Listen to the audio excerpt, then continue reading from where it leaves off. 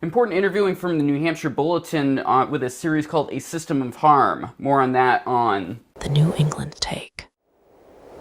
the New England Take and WKXL and the Granite Grok and NewEnglandTake.com. Please be sure to like and subscribe on all platforms. And we are on all podcasting platforms also as the New England Take, so be sure to give a follow if you want the audio-only version of the program. AJ at NewEnglandTake.com if you want to reach out to the show. Send me your opinions, what I got wrong, and maybe if you got a tip, send it my way. Excited to be joined today by Will Skipworth of the New Hampshire Bulletin. Thanks for joining me. Thanks for having me.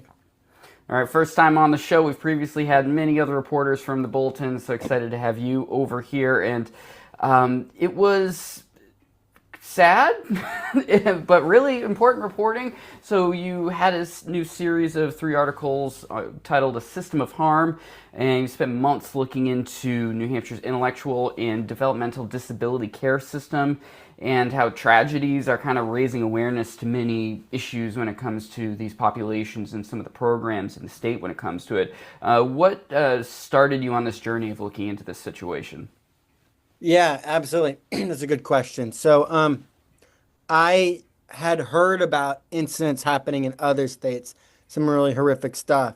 So when I started the New Hampshire Bulletin in January, and so I set out, I was like, let's see what's happening in New Hampshire's system, because I think this is a system that often gets very little attention, even though it's in a lot of states, it's one of the biggest line items in every state budget. And so I really wanted to see what was going on. And what I found was really horrifying. I was shocked at how many tragedies I discovered. Yeah, definitely. It's one of those things where, so I've been having conversations, you figure around mental health is a huge part of what's going on at the State House and discussions and the various shortfalls when it comes to either the payer side or the provider side. It's very complex. But when it comes to the state, like when it comes to people with these disabilities, what level of care is the state supposed to provide to people? Or is there a mandate when it comes to that? Right. Yeah. So there's a lot of different regulations on this, and the level of care, it depends. So disability is a pretty wide spectrum. So some people have more intensive needs, some people have less intensive needs. So for some people, it's just day programming, like while their family's at work, they go to a day program, and that day program takes them out for enriching activities, education. Some people, it's behavioral services. So they might have some maladaptive behaviors that they need to work on and try to eliminate those behaviors and become more, have less of those maladaptive behaviors. And then for a lot of people, it's residential care. So they're fully living, and that can look like a group home, though the state really tries to stay away from group homes. In a lot of cases, it's this sort of independent supported living where, they live with a live-in caretaker, and that caretaker helps them meet their needs. A lot of people also have physical disabilities. So, helping them get out of bed, get showered in the morning, activities of daily life, but also, some of these have intellectual and developmental disabilities. So helping them navigate through all that. Now, your first article in the series kicks off talking about the Laconia State School, founded in '03 and was closed in 1991. And this is a big deal. It's kind of memory hold because it seems so long ago with the changes to our mental health system over the kind of tragedies that were happening back in the day that were very extreme within these housing situations where we're sanitariums when it comes down to is we're locking people away who had various disabilities and things of that nature. And now a lot of them have closed across the country. I grew up in central Maine. There's Amhi was the facility there where now it was very bad. I'm not going to at any level say what was going on in these facilities was good, but at least there was a central place. And it seems like now there's a lot more of this care is happening out in the field as opposed to having a place where they can go where we assumed they were getting the appropriate care that they weren't. And now we're still in this weird situation where it seems like these people are not getting the appropriate amount of resources. Yeah, well, being out in the field was the goal. So they thought it was it was immoral to put lock people away in these Laconia State School, and other states had them too. Famously, the Willowbrook School in New York. And so deinstitutionalization was kind of a trend of it. It was like a civil rights issue for people with disabilities. You know, they deserve to live out in the community. So today, the way the system works, just not to get too into the weeds, but Laconia State School shuts down. Last residents move out in 1991, and they say we're going to set up this system of agencies that care for people out in the community, so they can live in the community, live amongst their peers, and this kind of stuff. And so they designated a group of area agencies, and today we have 10, and those are private area agencies, and each one's responsible for a region of the state. They're responsible for overseeing care. So sometimes they provide the care themselves. Sometimes they subcontract that care to a different private agency. Now, one thing I will note is that in 2023, the state changed how that works a little and limited how much area agencies can do, and they have to kind of designate another agency. So it's this real big web of agencies that are all caring for people. And what I found is that there's very little oversight of that web. There's very little accountability when things go wrong. There's very little work to do preventative measures to make sure that, people aren't getting abused, people aren't getting neglected in these facilities or in these homes or whatever you'd like to call them. And I mean, this isn't anything that was brought up in your reporting specifically, but I'm wondering if peripherally, if this ended up being discussed in some of the people you were talking with. I mean, you talk about the YDC situation, this new Youth Development Center. Like many people, especially in the more intellectual disability issues, many of them ended up with substance abuse issues because they were just out there and not able to receive the resources. Was that any of the people you're talking about talk about the incarceration aspect of a lot of these individuals when they were just put into society? I haven't heard of that happening in New Hampshire, but what I can tell you is there are nationwide statistics that people with disabilities are more likely to be incarcerated. They are more likely to, have issues with law enforcement. And so, yeah, that is something that people with disabilities are more likely to have. And I think a lot of people are trying to get down the answers to those questions and what to do about that issue. So you listed many stories in your articles, but I'd love to have you talk about a couple of them, just whichever ones you feel most inclined to discuss. These are very hard stories, but talk about some of the instances of abuse so that people are aware of, like, this is legitimate. This is not he was kind of mean to one of the people. It's like these legitimate issues of abuse. Yeah, exactly. So I start off the series talking about Lucas Houle. So in I want to say February 2019. I don't have it right in front of me, but to the best of my memory, that's when it happened. There was a video taken by one of his caretakers that shows another of his caretakers pinning him to the ground, slapping him, beating him, and he's crying and he's screaming for help. He wants to go home. They're telling him he can't go home. And then at the end of the video, they make him tell him he's not allowed to use the restroom. He has to urinate on the floor, and they make him lie in his own urine for half an hour. And the person that took that video told police that was going on a daily basis, that they were constantly hitting him, that they were pinning him to the ground, that they would often make him lie in his own urine, that it was just really horrific stuff. And that was going for 10 months until it got found out. And I found other stories that were also pretty horrifying as well. So, yeah, it's really tragic stuff. And these are people that are going to most likely, unless they have someone in their life that's able to act as an advocate, are going to have a heck of a time putting a report in, I'd imagine. Like, these aren't people that are necessarily going to have access to be able to communicate effectively what's going on and be able to keep track of the abuse that's happening. Yeah, there were allegations that the program manager of the agency that was caring for him was named Summit New Hampshire. And there are allegations that the program manager at Summit New Hampshire told investigators that he would make up stories. Like, people didn't believe him when he was telling it took a video to get people to actually believe him, that he was kind of getting the crap beaten out of him every day. And I hear that a lot from people with disabilities, that, like, people tend not to believe people with disabilities, even when they're telling the truth. And what we're finding is that they're often telling the truth.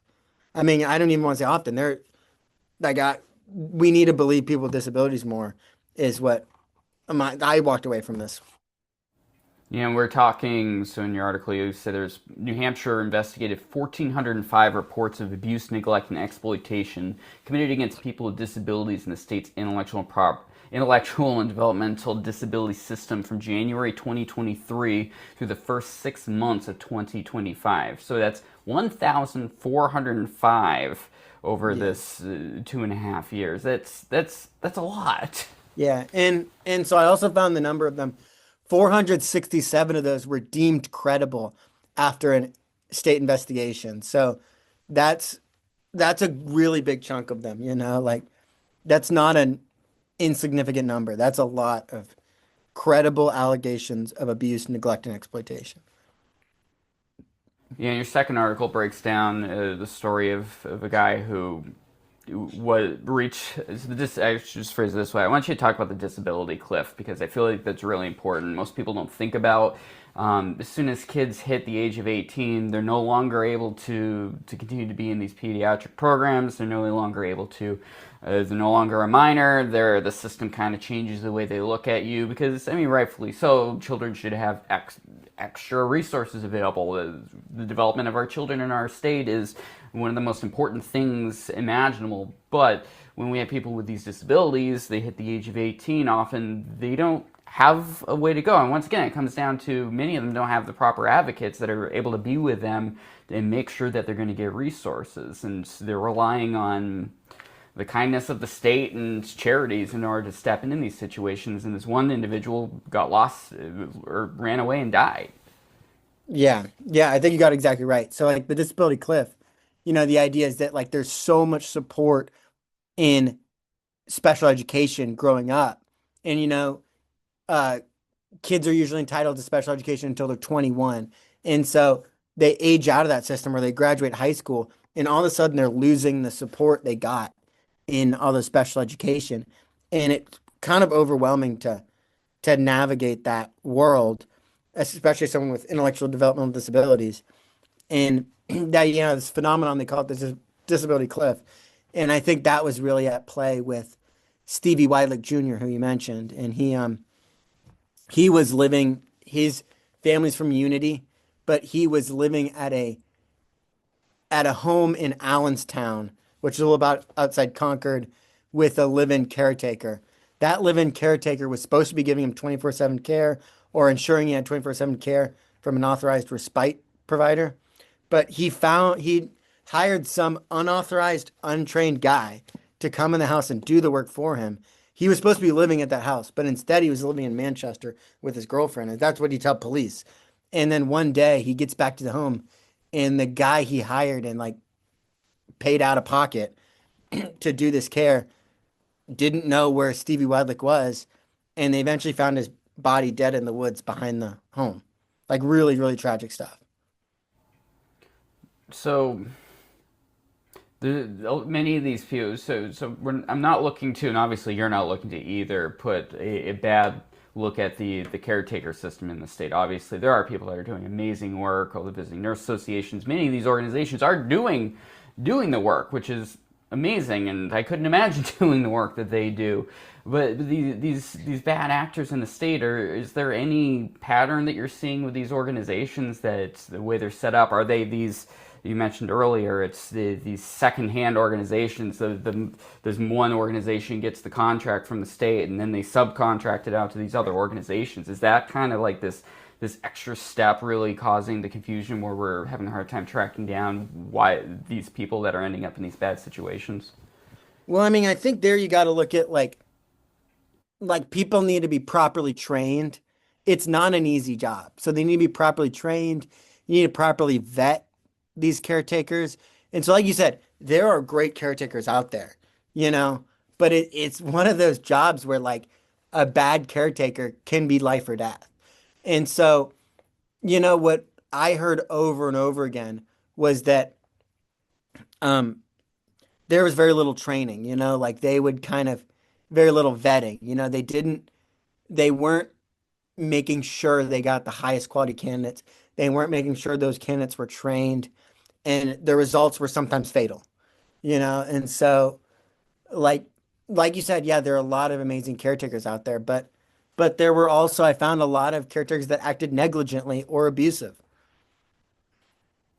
And is it a situation? So I haven't heard. I don't know if you even know this. I don't. I definitely don't know. We hear constantly about the childcare situation in the state where there's a lack of workers because of the cost of the amount of money you make for working in that field. Is there a similar situation with these? Because I mean, Yeah, definitely. often they're I hate to generalize. Often it's immigrant populations that come in the state because it will end up taking these positions. It's people that are just in rough situations and need an income and need to work. And it doesn't matter where they're from originally, and they're not getting vetted appropriately, but they're the ones that are willing to take the job.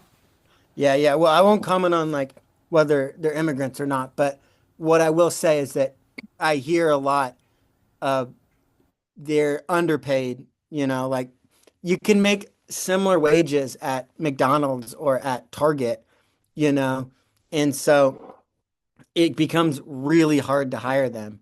And that because it's so hard to hire them, it makes it hard to hire the best candidates.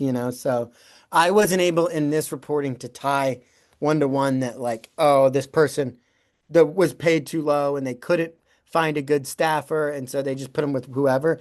I wasn't able to prove that, but in other reporting, I found that people with both physical and developmental disabilities who need extra caretakers, they struggle so much to hire, and they'll go months at a time with vacancies because the wages that they pay, and these wages are set by Medicaid because Medicaid pays them, are just too low to like be competitive on the labor market. Yeah, and that's a good transition to talk about the state administration when it comes to these sorts of things. What sort of comments did you get in your reporting from Governor Ayotte, Commissioner Lori Weaver over HHS, and ultimately because of the crimes that are involved with these, AG Formella obviously is obviously an important aspect of those.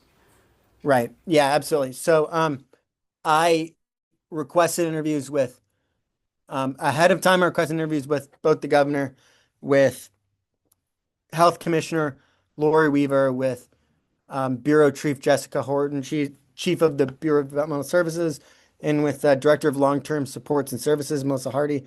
They all declined. Um, and then they provided statements that said, they're monitoring. They believe they have a good system in place to investigate allegations of abuse, but they wouldn't sit for an interview. I was able to ask Kelly Ayotte during a press conference type deal, and she seemed to take it seriously. She said that when she heard the story, she got in communication with Lori Weaver, the Health and Human Services Commissioner. She got in communication with her Attorney General and referred them to her. She says she wants to ensure that she sees whatever changes to happen in the system, they happen. I plan on following along to see whether those changes really happen. Now you talked about how you've reported on this or seen reporting on this sort of situation in other states. I mean, is there a way that New Hampshire is handling it that appears to be different that's leading to this? I mean, is this a situation that's kind of universal, unfortunately, because of the nature of the current setup that we have when it comes to helping these individuals? Yeah, it's really hard to say. So, people with disabilities are more prone to abuse and neglect. We know that.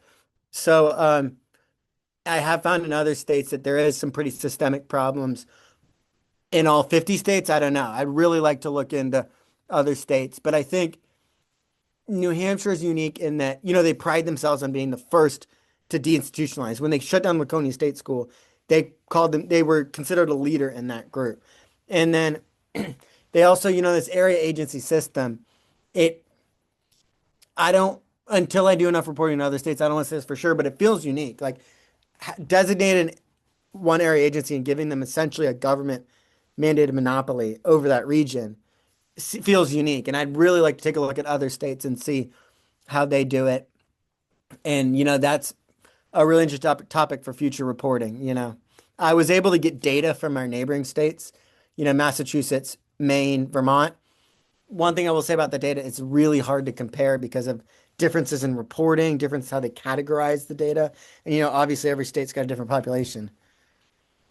And the nature of the population density is going to be tremendous too when you look at the southern half of New Hampshire versus the northern half of New Hampshire. When you look at Massachusetts, which is a totally different can of worms from a lawmaking perspective with how everything, rules perspective, and how things are set up versus Maine, which is kind of has the same sort of setup with north versus south where all the populations primarily exist. So yeah, it'd be super confusing to really figure out. Have any lawmakers kind of perked their ears up around your reporting or during the course of your reporting, hear from them on any of this? Yeah. I think I've gotten the reporting got the attention of some lawmakers. Um, Time will tell whether any of them act on it. It's pretty early to say. I know the deadline for House reps to introduce legislation for the 2026 session that's already passed. But state senators can still introduce legislation. We'll have to see whether anyone's interested in seeing reform. But time remains to tell. But definitely seeing a lot of talk about this. But we'll see if that translates into action. Do you have any plans for future reporting specific to this sort of situation? Yeah, definitely. I don't plan on stopping reporting on this situation, and it remains to be seen what that looks like. But I'm just gonna follow where the story takes me, and like whatever I discover, that's where the story will go. But yeah, definitely plan on keeping a close eye on the system. Plan on keeping a close eye on whether we see any change and whether we learn anything new. I mean, if any of your readers have or listeners have experience with the system, please feel free to reach out to me. You find me in NewHampshireBulletin.com, and my contact information is in those stories. Now, I'll be sure to put your contact information in the episode description too, which will be on WKXL and YouTube and such. So it's really important. I mean, and that's what a lot of this comes down to, which is hard, but that's the nature of it. If there's some abuse happening, someone has to report it, because if nothing gets reported, there's no way for people to know that there's something going on. Well, this has been happening to so and so for decades. Well, how the hell is anyone Right. gonna deal with it if no one reports it? Yeah. I was very happy in my story. I was able to get everything I had was backed up by two different sets of documents or paperwork or evidentiary documents. And so I was happy that be able to make a pretty lock step of, I knew these things were happening. It wasn't just hearsay. I had records to show it. All right, so we have a few more minutes left here. I want to capitalize on the fact I got you here. I mean, what everything is crazy right now with the federal government and the healthcare side of things and where the funding is going to be going and such. Hey, what's going on in your world in government reporting here in the state right now? Yeah, absolutely. So you're right. The government shutdown was hectic. We were watching SNAP. We were watching federal workers getting paid.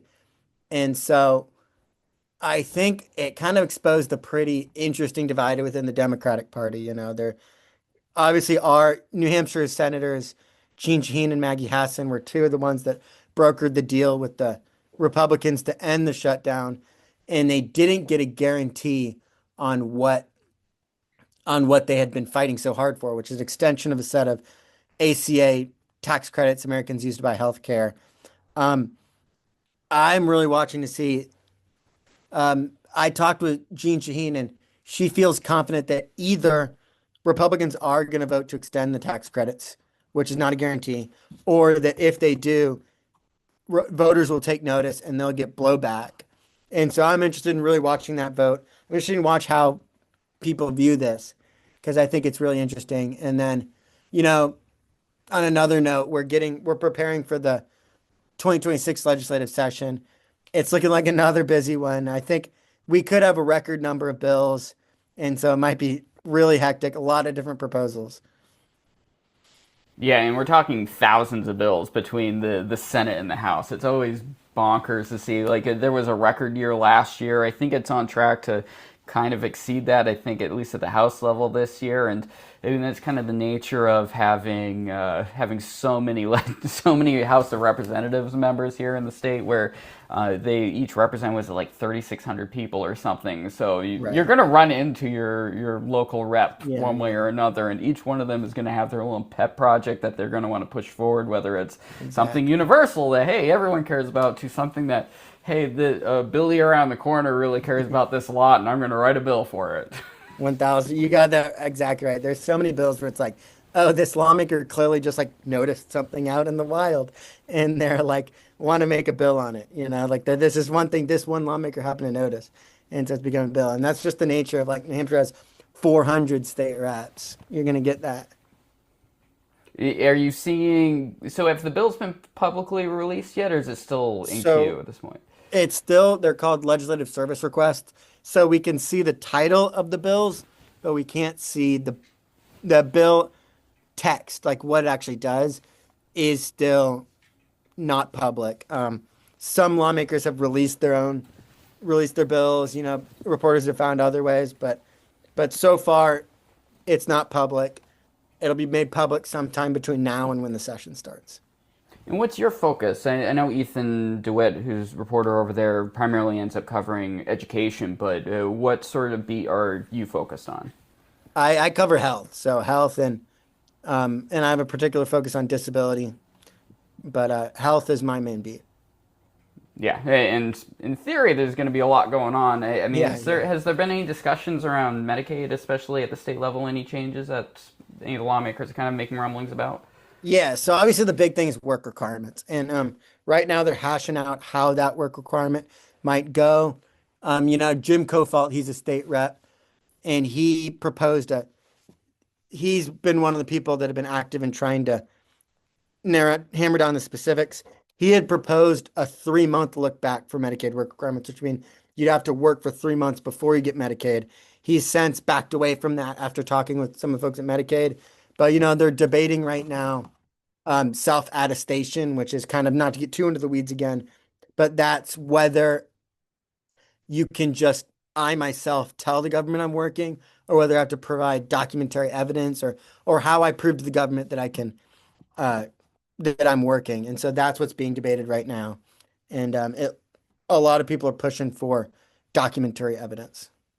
And it's one of those things that I know people don't consider, but they definitely should consider, especially with a legislator that does legislative body that does not want to increase spending in any possible way, shape, or form.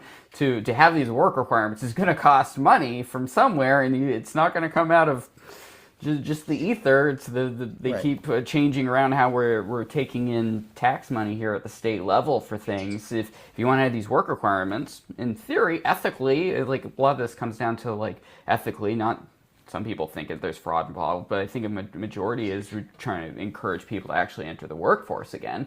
But you got to pay for all this reviewing of paperwork and everything of that nature. And the more levels beyond just self-attestation, the more likely you're going to have staff that's going to review all of it.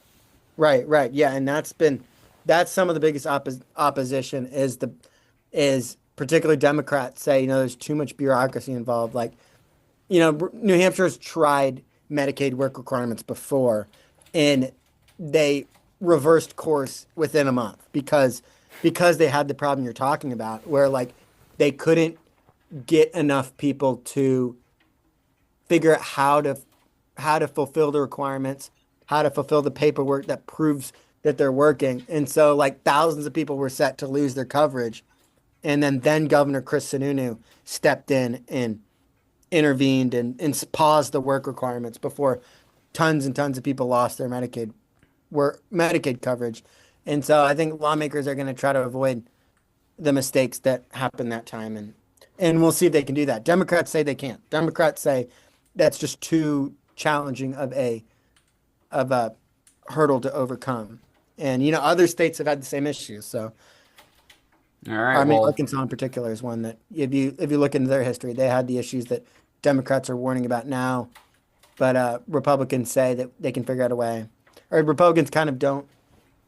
Yeah, they believe that they're going to go forward with it anyway. All right, Will Skipworth of the New Hampshire Bulletin, thanks so much for joining me today. Of course. Thanks for having me. So wskipworth at newhampshirebulletin.com. If you have, especially if you have any of those issues we were talking about earlier on the article, check out the articles in the episode description. So newenglandtake.com to get more from the show. Thank you to WKXL for picking up the show every Saturday, 8:30 a.m. Next up over there is going to be Facing the Future, brought to you by the Concord Coalition. Thank you to thegranitegrok.com for picking up the show every Saturday also. Stay tuned, Concord TV might be picking up the show here real soon. That'll be interesting. AJ at newenglandtake.com if you want to get a hold of me. We'll talk to you soon.